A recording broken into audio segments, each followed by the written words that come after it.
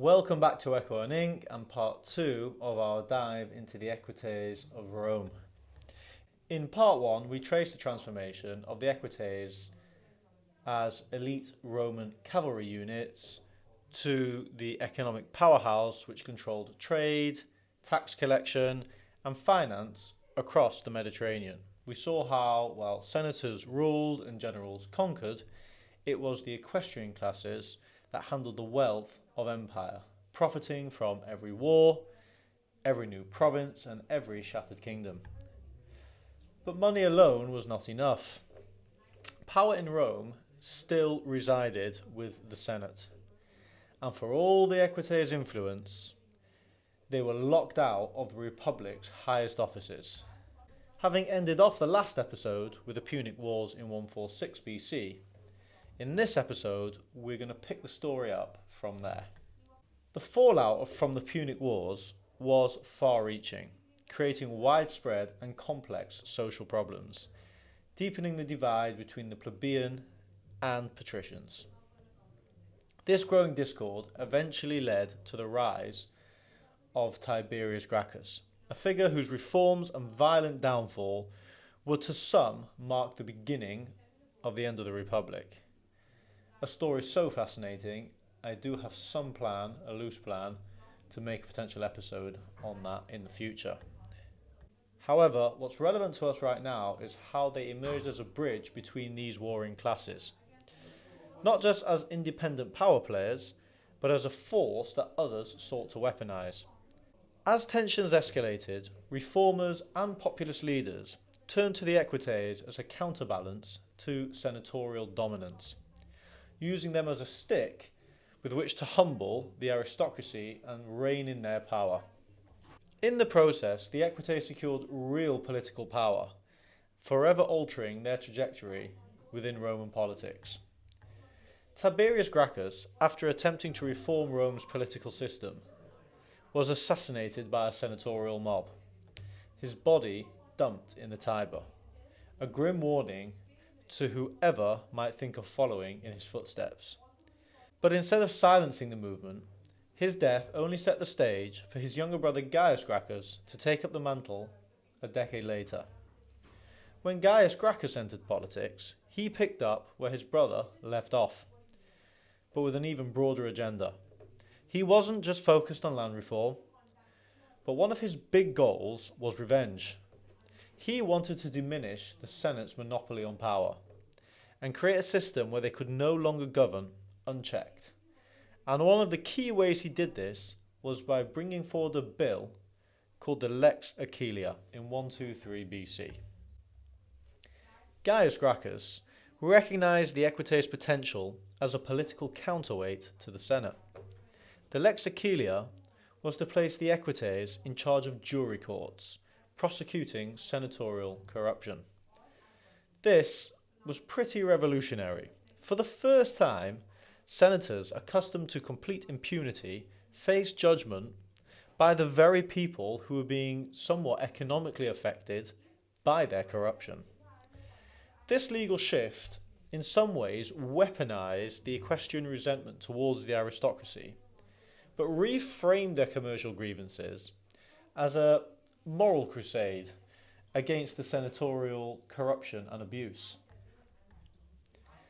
Previously, many of the contracts equestrians were getting relied on their relationship with the Senate because they were in control of dishing out many of these state contracts. Gracchus freed them from this overwhelming senatorial control, giving them both wealth and political leverage and allowing them to operate independently. The Equites were not outsiders. They were wealthy, organised and deeply embedded in Rome's economy. By aligning with Gaius, they blurred the lines between populist and elite politics. The Senate could not easily dismantle Gracchan reforms without destabilising the systems that funded Rome's military and fed its populace, systems controlled by the Equites. These tensions crystallised after Gaius' death. Though the Senate repealed parts of his legislation, the Equites retained their judicial and economic footholds, institutionalising the influence that Gaius Gracchus' bill gave them. In this way, the Equites became a symptom and accelerant of the Republic's aristocratic decline. Their rise reflected the collapse of the old Mos Maiorum, the unwritten code privileging senatorial consensus and replacing it with a politics of transactional alliances. The Republic, which was built on the fiction of collective aristocratic rule, could no longer withstand the pressures of competing power centres. You had the Senate's authority, the Equites' capital, and the people's volatility. Our next big story is the Jugurthine War of 112 BC. But to understand its context, we have to go back a few years. When Rome destroyed Carthage, as we saw in the last episode in 146 BC, it seized much of Carthage's land and turned it into a new Roman province called Africa. Carthage had been a huge trading and commercially powerful player in the Mediterranean for hundreds of years. Having conquered that land, Rome could now overtake the vacuum left by the destruction of Carthage. However, just to the west of this newly created province lay a kingdom called Numidia, which is modern-day Algeria. They had been Rome's loyal ally during the Punic Wars. With Carthage gone, Numidia, now after Rome, was the dominant power in North Africa. And its role was important both as a buffer state against foreign threats, but also against internal instability. But crucially, it was also well settled and a commercially successful region for Italian and equestrian traders. Following the death of the Numidian king Micipsa in 118 BC, and for context this is around 5 years after the Gracchan judicial reforms, a power struggle erupted amongst his heirs. One of them, an ambitious Numidian prince called Jugurtha, who was not exactly Micipsa's direct son, he was actually his nephew, but became later his adopted son, took advantage of the chaos and used assassination and military force to eliminate his rivals. Now normally, Rome might have stepped in immediately to restore order because Numidia was a client kingdom, and client kingdoms were expected to follow Rome's lead in governance and foreign policy. However, even with the chaos going on, Rome tried its best to stay out of the mess. And instead, after escalating tensions in 116 BC, promised protection to Jugurtha's surviving rival called Adherbal. It's important to understand that Jugurtha fought with the Romans in Spain, and that just gives context as to how Jugurtha understood so well how Rome fought, but also how Rome operated from within. And Jugurtha ignored the promises of protection to Adherbal, and in 113 BC besieged Adherbal in his stronghold of Cirta. This is situated in the city of modern-day Constantine in Algeria. After having besieged Cirta for a few months, in 112, Cirta fell, and Jugurtha brutally tortures Adherbal and kills him. He then set about massacring the inhabitants of Cirta who helped Adherbal in the siege, including Italian merchants and crucially Roman Equites. Now, normally, this alone would have triggered an immediate war response from Rome. However, whether we take Sallust at his word or not, one thing is quite clear. Corruption and bribery ran very deep in senatorial circles, and Jugurtha was deeply intertwined with Rome's ruling elite. Now, there were many reasons why Rome had no real appetite for this war, but the bribery aspect of it played a huge role. However, the Equites, furious over their slain traders in North Africa, joined forces with an already frustrated plebeian class, demanding retribution and demanding that the Senate restore Rome's honour in North Africa. Against the Senate's instincts, this pressure was successful, and war was declared in 112 BC. The Senate's first commander that it sent to Numidia was Lucius Calpurnius Bestia. But he didn't fight a great war. He went on a campaign which involved a few lackluster border raids, essentially, and as soon as he possibly could, he struck a deal with Jugurtha. But what's key is, it allowed him to remain in power with very little consequences. Given that Jugurtha had not openly defied Rome, but massacred Equites and Italian merchants, the public's reaction in Rome was furious. Reformers, especially those campaigning against senatorial corruption, seized on the scandal. The controversy exposed just how deeply Jugurtha had infiltrated Rome's political system. He had bribed his way through the Senate and managed to manipulate Rome's foreign policy and essentially get away with murder. Under growing pressure, the Senate tried to save face by summoning Jugurtha to Rome in 110 BC to testify about the bribery scandal. But far from being humbled, Jugurtha came to Rome and whilst there continued his scheming and bribing, including a tribune who shamelessly used his veto to nullify the whole investigation. He shut it down and essentially stopped Jugurtha from testifying. To add to this blatant corruption, the unthinkable happens. In broad daylight, on the streets of Rome, Jugurtha sends his personal bodyguard to assassinate a potential rival for the throne called Massiva. The killer was caught on sight, but before any sort of justice could be served, Jugurtha, with his contacts in Rome, managed to smuggle him out of the city and back to Numidia. This was a step too far. The brazenness of the crime and the defiance of Roman authorities sent shockwaves through the Roman public. The Senate, its corruption now laid bare for all to see, could stall no longer. They had no choice but to declare war, not because they wanted to, but because they couldn't ignore the crisis, which, if not resolved, would permanently damage their authority. And so, the war in North Africa resumes. Jugurtha was under some kind of diplomatic immunity and was allowed to leave Rome. And as he left Rome, according to Sallust, he allegedly remarked, "A city for sale and doomed to fall as soon as it finds a buyer." Now his words were not just an insult, they were an accurate observation of how deeply corruption had taken hold of the Republic's ruling elite. The Senate, once the backbone of Roman governance, was now driven by greed rather than law and duty. Jugurtha had proven that money, not power or military strength, dictated Rome's decisions, and as long as someone was willing to pay, Rome's institutions could be bent to serve private ambitions. This gives us only some idea of how bad corruption was in Rome and how bad the backroom dealings were that was going on as standard day-to-day practice. We know this because it was an aberration and quite a big deal. But the day-to-day dealings between your equites, your senators and your governors wouldn't have made the pages of the history books. But it certainly was going on, and if it was going on with Jugurtha at this scale, we can only imagine how bad the corruption we never hear about was also going on. Now this war did not go as expected. It was a long, drawn-out affair.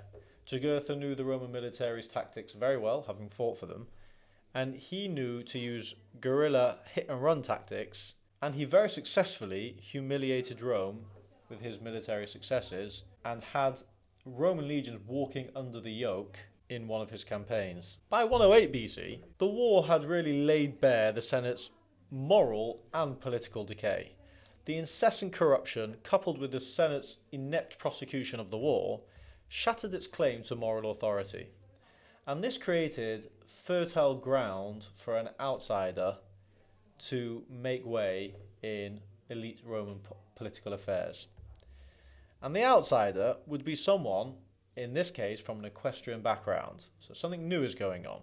This man was one Gaius Marius, and Marius would go on to completely overhaul the old order. Marius gained renown serving under Quintus Caecilius Metellus, the general who was fighting Jugurtha in North Africa. Marius stood out for his bravery and hands-on leadership and tactical skills against Jugurtha's guerrilla tactics.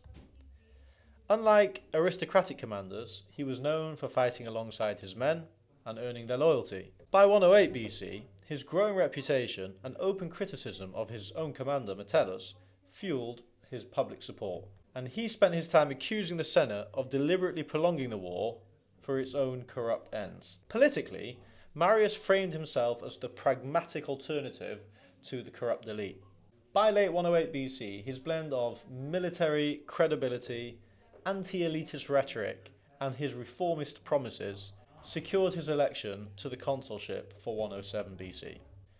And Marius' ascent to the consulship marked really a seismic rupture in Roman politics, and one that redefined the boundaries of power in the Republic. And Marius emerged not from the cloistered ranks of the senatorial aristocracy, but from the equestrian order. And not just the equestrian order, he came from a small, unimportant backwater town in central Italy called Arpinum. In some ways, Arpinum really reflected well the ambitions of Italy's provincial elites. These people were wealthy enough to attain equestrian status, but lacked the aristocratic lineage that dominated the Roman Senate. Unlike many other Italian communities which didn't have citizenship at this point, Arpinum was granted full citizenship in 188 BC. So he was born with the right to vote, the right to hold office, but due to his provincial, unimportant background, also being equestrian, the Senate looked down on this sort of background. And this duality shaped Marius and his career. Constantly being dismissed as unrefined, as an outsider, small and unimportant, which later Cicero, who also was from Arpinum, would mock this elitism which both he, but especially Marius, was on the receiving end of. And Cicero famously said that the pebbles of Arpinum produced men of unpolished grit. So he was turning the words of the Senate's insults into a praise, suggesting that the town's rugged, tough land bred self-made, tough leaders, rather than these kind of pampered aristocrats who came from the soft, richer parts of Rome. The Senate's resistance to Marius was immediate and visceral. Traditionalists, like his former commander Metellus, who Marius had been putting on blast for his way that he was running the campaign in North Africa, openly scorned his candidacy, tried to block him from running in the first place, and framed him as a threat to the Mos Maiorum, the ancestral customs. Yet Marius' equestrian backers, having still to contend with senatorial control over many state contracts and provincial governance, bankrolled his campaign and amplified his populist rhetoric. Marius, in turn, weaponized their grievances, declaring the Senate's corruption a national liability. He famously rebuked them, saying, "They call me vulgar, but they are the ones who are auctioning off Rome to the highest bidder." This resonated deeply with equestrians and plebeians alike, crystallizing Marius' image as an outsider fighting a decadent and corrupt elite. Marius' election was not just a personal triumph, it was an institutional upheaval. The equestrian class had demonstrated its capacity to elevate one of its own to Rome's highest office against the best efforts of the senatorial gatekeepers. This shift exposed something deep about the Republic's evolving power dynamics. Wealth and military competence could now rival birthright as a source of authority in Roman politics. After Marius' consulship in 107, he had an unprecedented 5 consecutive consulships, defying all republican norms, which traditionally barred repeated terms to prevent autocracy. But the Senate's incompetence, starting with the Jugurthine War and also the Cimbrian invasions, had now normalised emergency measures. Marius framed himself as Rome's pragmatic saviour and declared that the Senate cannot command loyalty. It can only purchase it. Marius, while in office, introduced huge sweeping reforms, targeting the Republic's ossifying structures. His military reforms in particular fundamentally transformed Rome's armies forever. Marius shifted both recruitment and funding away from what had been a traditional citizen militia model. Previously, only land-owning citizens could serve in the army, and they were expected to supply their own weapons and armour, and it was a seasonal thing. They would fight and then go back home and back to the fields. Marius, however, abolished the property requirement. This allowed Rome's poorest citizens to enlist. But because they could not afford their own equipment, the generals now had to provide all this equipment for them. And to top it off, Marius transformed military service into a permanent profession. Rather than these short-term campaign obligations, he made soldiering a long-term career. But that made soldiers reliant on their generals for wages, equipment, like we said before, but crucially for the assurances of land and other goodies upon retirement. And as a result, the army's loyalties shifted from the Senate, who could now really give them nothing, to the individual generals who they were serving, who could give them everything. This transformation gave military leaders unprecedented political power, whilst undermining the Senate's control over the military. This set the stage for the rise of warlords in the Republic, and eventually the fall of the Republic as well. Marius funded these reforms by allying with Equites, whose commercial networks bankrolled his campaigns. In doing so, he demonstrated that political power no longer flowed solely through senatorial channels, but could be harnessed via populist appeal in conjunction with equestrian capital. Marius's reforms and precedents created new fissures in Roman politics. The Equites, now even more essential to Rome's economy, administration, and our military as well, demanded formal political power to match their growing backroom influence, whilst the Italian allies, who had no citizenship, were the people who were filling Rome's legions. They were the backbone of Marius's new professional army, and their resentment was increasing from their continued exclusion from citizenship, which came with many benefits. By 91 BC, the Roman Republic had become a pressure cooker of contradictions. Its institutions, which were designed centuries earlier, were straining under the weight of its own success. And into this tinderbox stepped one Marcus Livius Drusus the Younger, a patrician, a tribune, and he sought to reform and to try and reconcile the varying factions of Roman politics. Drusus hailed from one of Rome's most distinguished patrician families.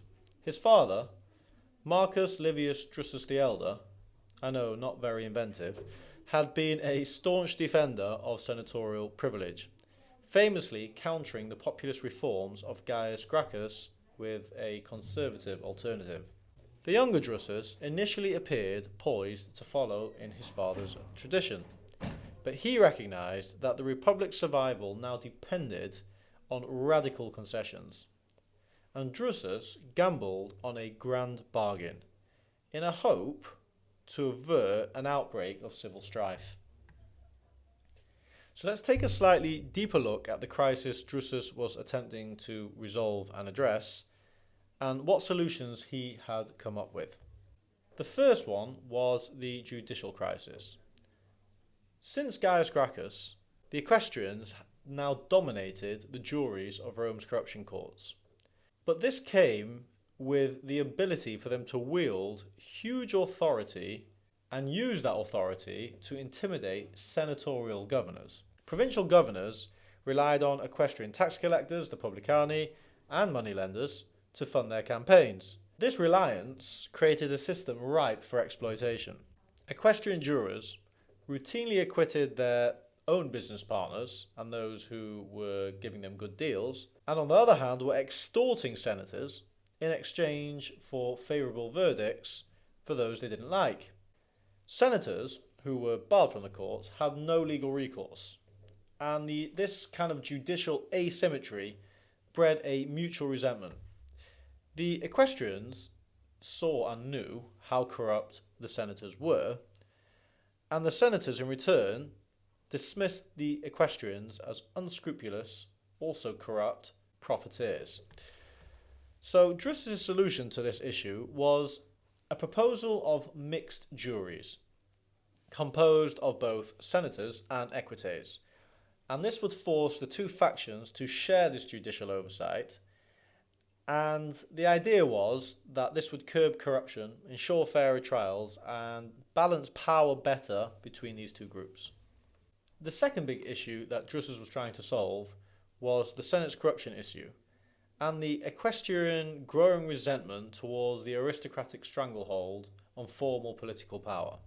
The Senate, a self-perpetuating body of hereditary elites, had long resisted integrating the Equites into the Senate, dismissing them as vulgar, involving commerce, and unfit for governance. By barring them from high office, senators forced the equestrians to operate in the shadows, relying on bribery, patronage, and political favours to secure either their lucrative provincial contracts or to sway legislation in their favour.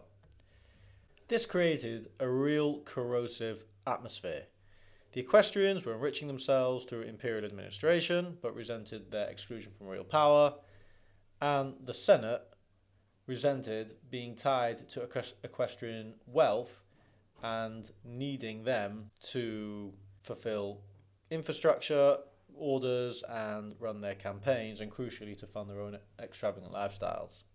Rome's ruling class was now locked in this dysfunctional alliance, where power was hoarded by this narrow elite, and governance had become little more than a marketplace for influence.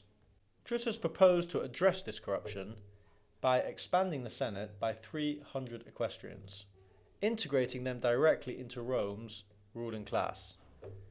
And by granting them formal political authority, Drusus hoped to replace the culture of backroom deals and bribery with institutional collaboration, ensuring that the financial muscle that was behind Rome's expansion had a legitimate voice in decision-making rather than operating through corruption and influence peddling. The third issue to be resolved was the Italian question. Rome's greatest vulnerability lay in Italy itself. The socii, or the allies, whose soldiers filled the legions of Marius's new armies, had actually fought for Rome for centuries, yet they lacked citizenship, which brought with it a host of legal rights and privileges. The Italian allies had for years sought to gain citizenship with no success. And now, the allies were beginning to organise militias, preparing to demand by force what the Roman Senate was denying them by law. Drusus' citizenship bill sought to preempt this rebellion by enfranchising the socii and bringing them in to Rome's legal framework. However, Drusus' attempt at compromise was catastrophic. By making compromises for every group, instead of uniting Rome's various groups behind him, he alienated nearly every major political faction in Rome. The Senate opposes reforms because they saw the introduction of the equestrians into the Senate as a direct threat to their power. The equestrians, despite gaining seats in the Senate, preferred control over the courts, which they didn't want to give up, by sharing that with the Senate. And the urban plebs, though they were promised land, didn't like the idea of citizenship for the socii because citizenship came with access to subsidised grain and other political rights which they thought, if they had to share, would be diluted. So rather than building a broad coalition, Drusus found himself attacked from all sides.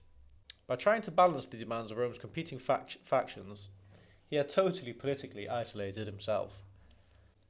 Then, in late 91 BC, everything changed in an instant. Drusus was murdered, assassinated in his own home, likely acting on behalf of his political enemies.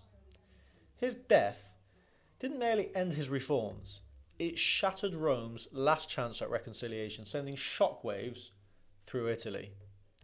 The allies, who had waited decades for justice, now saw violence as their only recourse, and senators and equites already deeply mistrustful of each other, all hardened their positions. The delicate political balance which had existed was now shattered. The tensions erupted into open hostility. Alliances broke down, and Italy teetered on the brink of war. The assassination of Drusus wasn't just a murder. It was to lay the stage and set off a generation of civil wars and political bloodshed.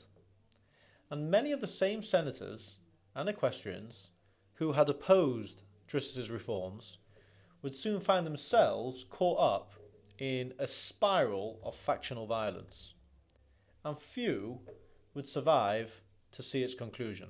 The Republic itself would eventually collapse under the weight of all these unresolved divisions, but not before an entire generation of Rome's ruling elites had been wiped out in battles, assassinations, and purges.